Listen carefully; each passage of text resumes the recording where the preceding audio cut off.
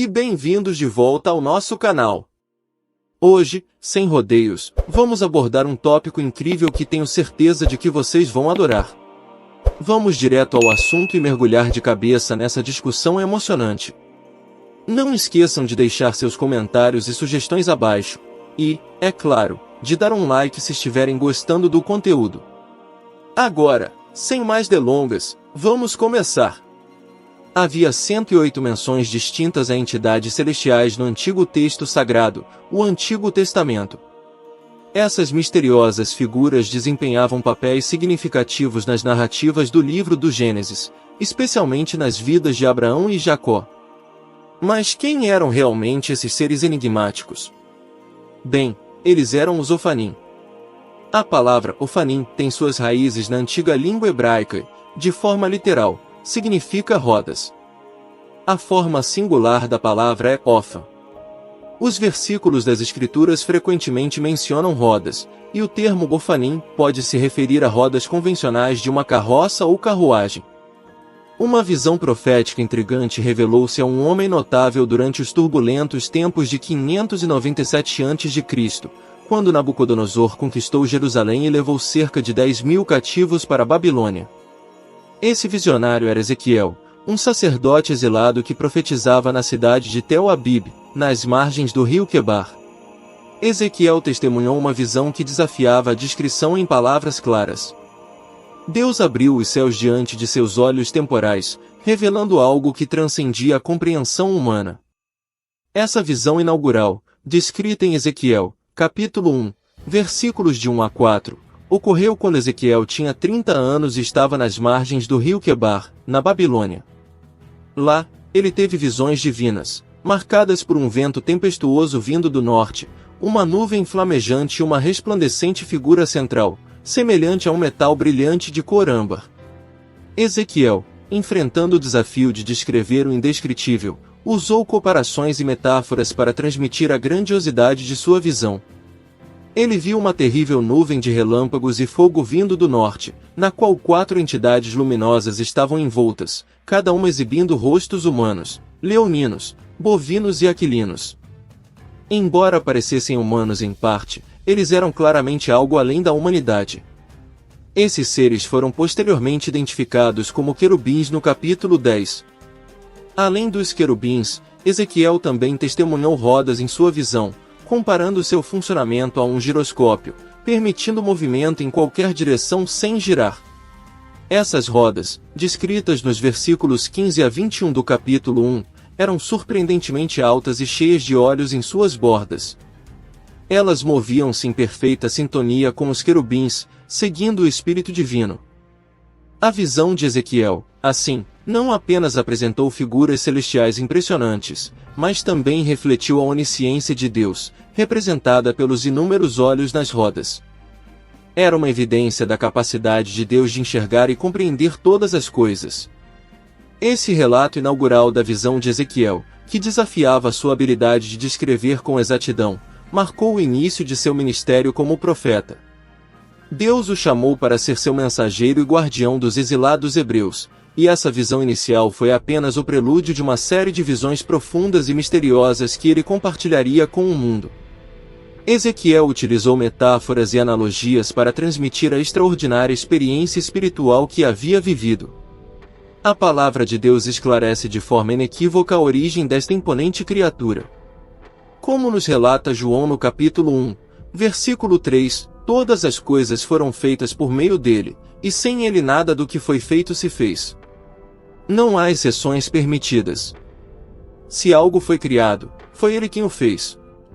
Como o Criador Supremo, ele, obviamente, supera tudo o que criou. A criação do universo e de todas as criaturas envolveu as 3 pessoas da divindade, revelando a grandiosidade de Deus. A questão que permanece é: será que essa gigantesca besta já caminhou entre as pessoas? Algumas teorias sugerem que o Behemoth poderia ser um hipopótamo.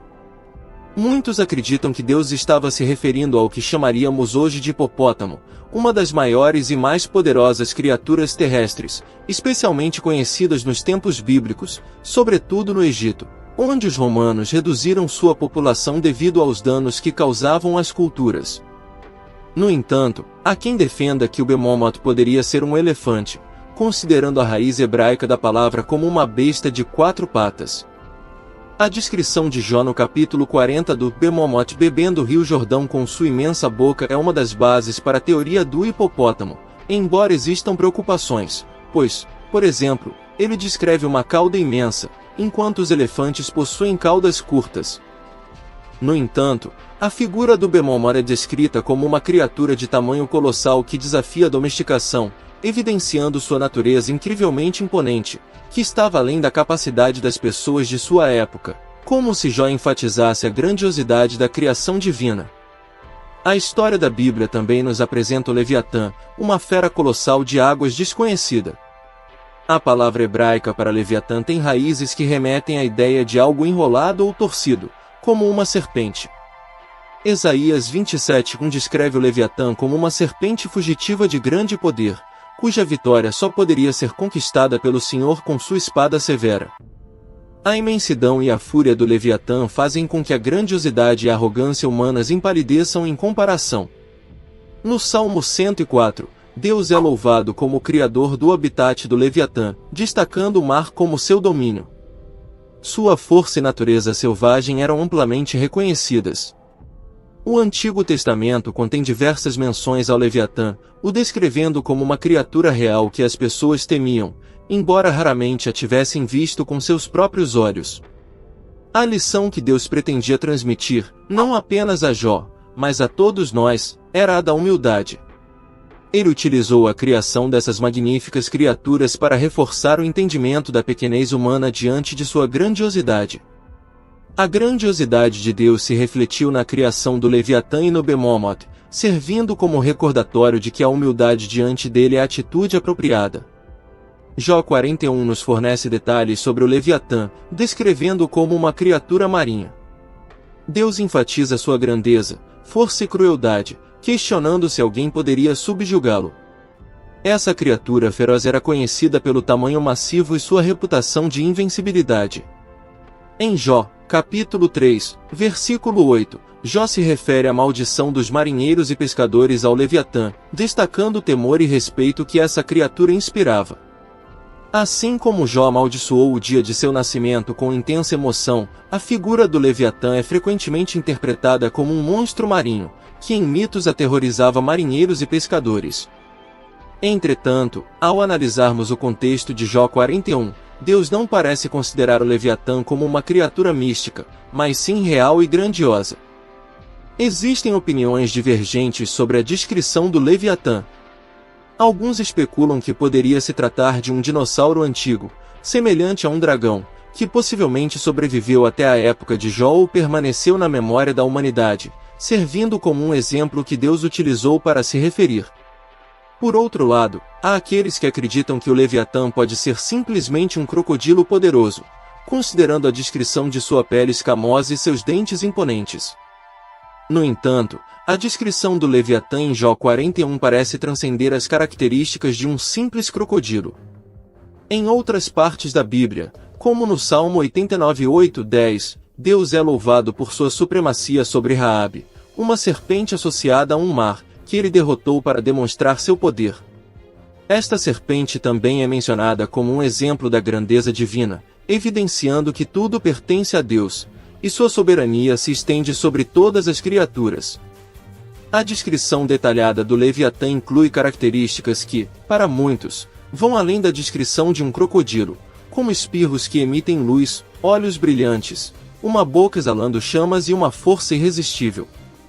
Tais características sugerem uma criatura que vai muito além das características de um crocodilo comum. Na descrição final, Deus utiliza uma linguagem que estabelece uma conexão íntima entre o Leviatã e Satanás. Esta descrição é uma parte importante da lição que Deus quer transmitir a Jó. Deus instrui Jó a refletir sobre essas criaturas invencíveis, demonstrando sua própria grandiosidade. Deus conclui sua explicação sem revelar a Jó toda a história por trás de sua crise, mantendo-o inconsciente dos eventos que o motivaram. No entanto, ao narrar sua grande vitória sobre o Leviatã, que representa Satanás, Deus proporciona a Jó segurança e compreensão para seu passado, presente e futuro. O Leviatã é, portanto, uma criatura perigosa que causava temor mesmo nos guerreiros mais experientes, mas sua natureza e poder provém de Deus, que é a fonte última de todo o poder. Isaías 43:20 enfatiza como toda a criação glorifica a Deus, inclusive animais selvagens, como chacais e corujas, demonstrando que Deus é a fonte suprema de força e poder.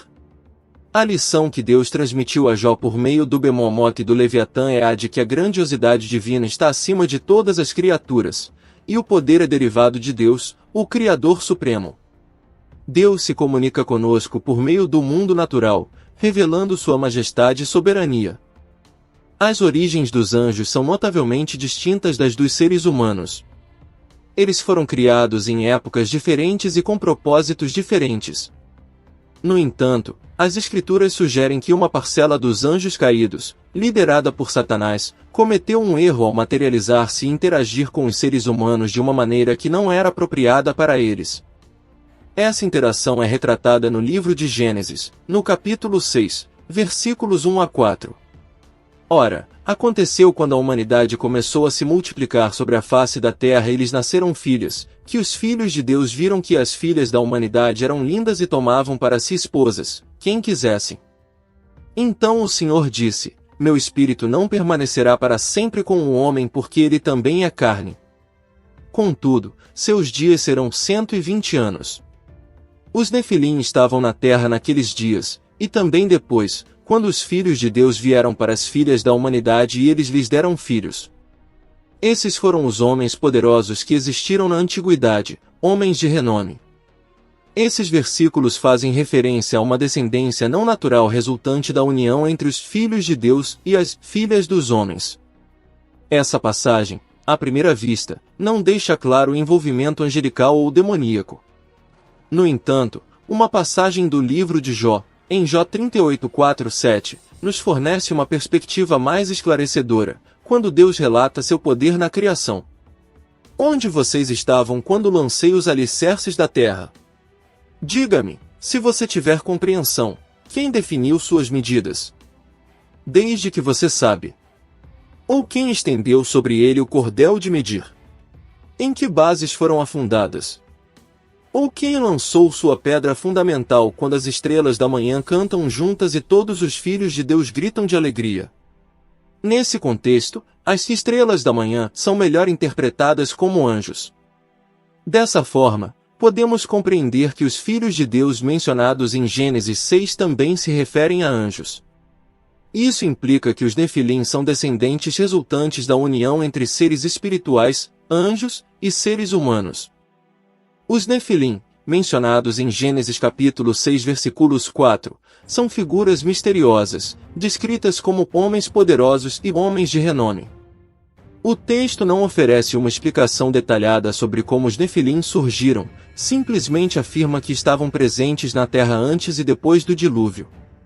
Portanto, a interpretação de Judas, em Judas capítulo 6, sugere que Gênesis capítulo 6 de 1 a 4 se refere ao casamento entre seres espirituais, anjos, e seres humanos. Isso tem implicações significativas, indicando que a mistura entre seres espirituais e seres humanos resultou na linhagem dos Nefilim. Essa união inapropriada entre diferentes naturezas espirituais e humanas desencadeou uma série de eventos que levaram ao grande dilúvio nos tempos de Noé, conforme Gênesis capítulo 6 versículo 5 relata. O Senhor viu quão grande se tornará a maldade do homem na terra e que toda inclinação dos pensamentos de seu coração eram apenas maus o tempo todo. Isso entristeceu profundamente o Senhor, levando à decisão de inundar a terra e destruir tudo, exceto Noé, sua família e os animais na arca. Essa ação divina também resultou na extinção dos Nefilim. Portanto, a mistura entre seres humanos e seres espirituais foi uma das razões que contribuíram para a depravação da humanidade, eventualmente, para o dilúvio.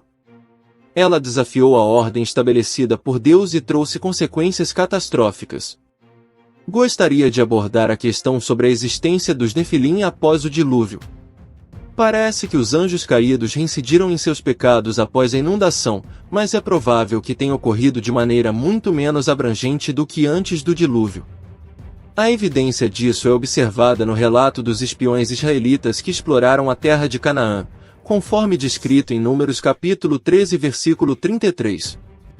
Vimos também os Nefilins ali, os filhos de Anak, que fazem parte dos Nefilins.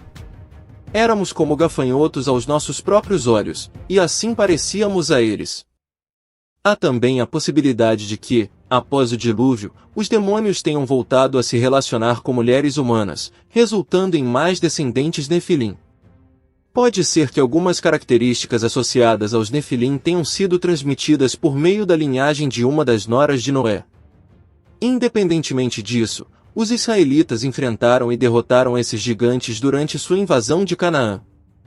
Espero que tenha gostado deste vídeo e tenha encontrado as informações úteis. Não se esqueça de deixar seus comentários e dê um like se achou este conteúdo valioso. Além disso, lembre-se de se inscrever no canal para não perder os nossos vídeos. Publicamos novos vídeos toda semana, e você não vai querer perder as próximas novidades. Fique ligado e nos vemos em breve.